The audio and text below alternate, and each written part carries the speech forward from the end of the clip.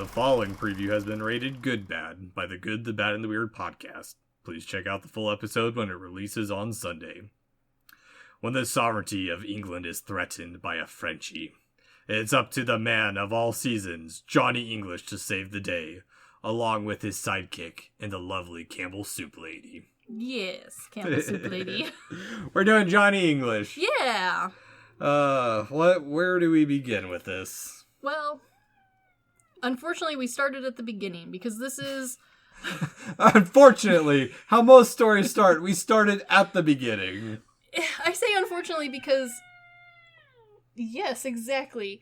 This is a franchise, and it is also starring Rowan Atkins, who most know for his other works, not this specific movie. But we picked it because this isn't the one. Yeah, and for me, just so everyone knows, I went into this movie blind, one. Yeah. And also not seeing Rowan Atkinson as, like, the main character in a movie. I'd seen him in Scooby-Doo, the live action. Sure. And found out he was Zazu in The Lion King. I think a lot of people were surprised by that one. But it also makes sense, like, when when you look at, like, the design of Zazu, he's got the big nose and also the thick eyebrows. And, like, I know the actor, and I've listened to him speak before, so, like, I, as an adult, can, like, place those two together, and I'm like, okay, yes, that makes sense. But unlike a couple other people in that movie who have very distinct and recognizable voices, he doesn't. He just kind of sounds like a gentleman. He sounds like the very stereotypical Brit. Yes, and he is arguably going up against two very difficult people in that movie to, like, stand out against. Yeah. So, like, I'm not surprised that was widely found out by a lot of us later on, well after the movies had become popular. Yeah. Oh. But Johnny English is his second biggest role. Yeah. I mean, because that's all I know him from is Johnny English and Mr. Bean. Most people, that's it. And, like, most people think of... But it's odd because most people think of the second and third Johnny English. And, of course, we wanted to start at the beginning. As we... I love that we say that, like... And we've always joked off the stream that we've... Or, not off the stream. Off the...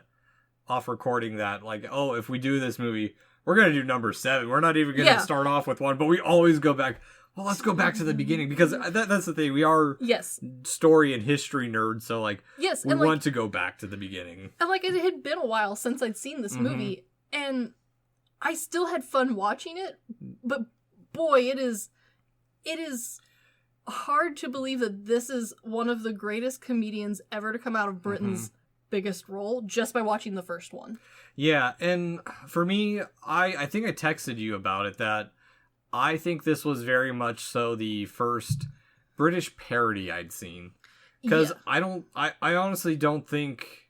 I know parodies are out there, but I don't think they're as prevalent or as well publicized as American ones are. Because, like... This one was definitely pushed for us, too. Yeah, like the Scary Movie franchise, which I still need to see the first two, another crime of mine. Yeah. And then also, like, that whole thing they spun off of, like, the superhero movie, the blank movie, a standard teen movie. Yes, there was one for every genre. Who was I talking to? I was talking to someone who the other day started watching The Starving Games. Yes. The Hunger Games parody. Yes. I can't remember who I was talking to on that. I think it might have been Chris.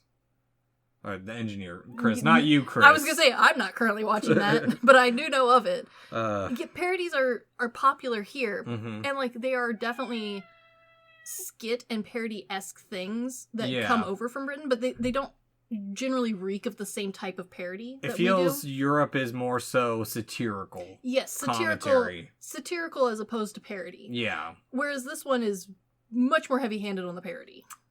Very much. Yes and no in certain ways, because, like...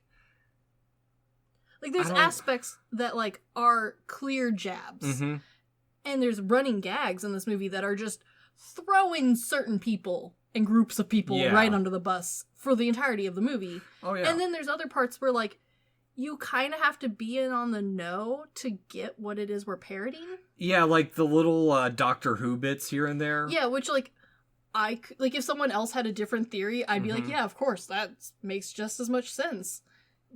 Because, like, it's not a strong connection. No. But it's still funny. Well, and especially for us, and, like, when this movie came out in, 2002? Yeah, 2003. 2003. British TV shows, and for us, as far as I was aware, Monty Python was, like, Britain. Yeah, Monty Python was the king for a long time. And, like, Doctor Who was a thing, but it wasn't It was more niche. It was way nerdier than it is now. Like, there was no Super Who-lock. We didn't have the reboot Doctor Who's yet. No, we were still in old recorder times. I still do need to watch old Doctor Who. He is my favorite, but there is a reason why we have moved away. Yeah, I do need to go down that rabbit hole sometime. But... I understand.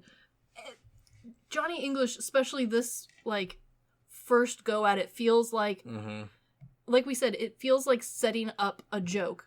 And, like, the setup for Johnny English is movie 2 and 3. Yeah. And all of the short gags are funny, but they feel almost like you're not really supposed to be paying attention to this movie. It feels like something that you're supposed to, like, have on with a group watching. Yeah. And, like, no one's really paying attention. Well, and like we also mentioned too, it just feels like a cut together credit card commercial series. It does feel like, but, like, in a way where, like, you watch that commercial and you're like, this is hilarious, they should make a movie. And then they make a movie and you're like, well, this isn't what I had in mind. Yeah. But it's not bad. Like, you did make a movie off commercials. Yeah, which it's an interesting thing because it's kind of a parody of a parody in a way too. Yeah, it has its own, like, layers to it that you don't expect, and then on top of that, it's self-aware enough to be like, yes, we are aware that that's what we did, and it directly, blatantly tells you in the movie, like, yes, we are aware that this is the plot. And some of it just got lost in translation as it was converting from sketch to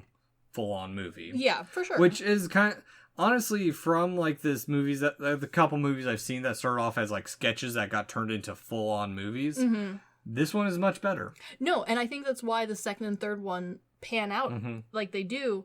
Because the first one, while it's not amazing, it's not, like, groundbreaking comedy, it's not, like, the end-all be-all of all spy comedy parodies, it has some good bones. It has some, like, good ideas, and, like, the character of Johnny English is solid. It just doesn't feel cohesive and fleshed out. Yeah. It feels like it needed more time to sit and stew. Exactly. But...